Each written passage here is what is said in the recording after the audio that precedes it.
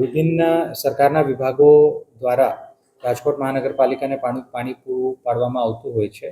એમાં સોની યોજના છે, તો સોની યોજના દ્વારા 11/9/2024 પત્ર લખીને કોર્પોરેશન તરફથી 184 કરોડની માંગણી કરવામાં આવેલ છે. એ જ રીતે અન્ય વિભાગો, દાખલા તરીકે GWIL, GWSSB મારફત પણ કોર્પોરેશનને પાણી આપવામાં આવતું હોય છે, જેના કારણે ઘણી બધી માંગણી કરવામાં આવેલ છે.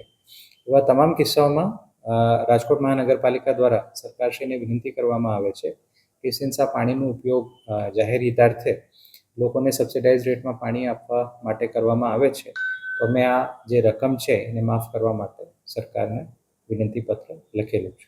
સર, લાંબા સમયથી આ રકમ બાકી ચાલી આવે છે, દર વખતે વિનંતી પણ કરવામાં આવે છે, તો બાકી કેમ બતાવે છે સર?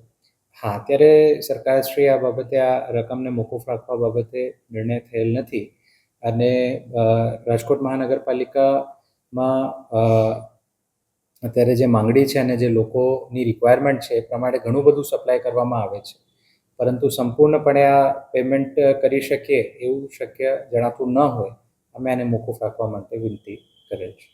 અંદાજે કેટલા સમયમાં સાહેબ અમને નિર્ણય આવવાની શક્યતા છે?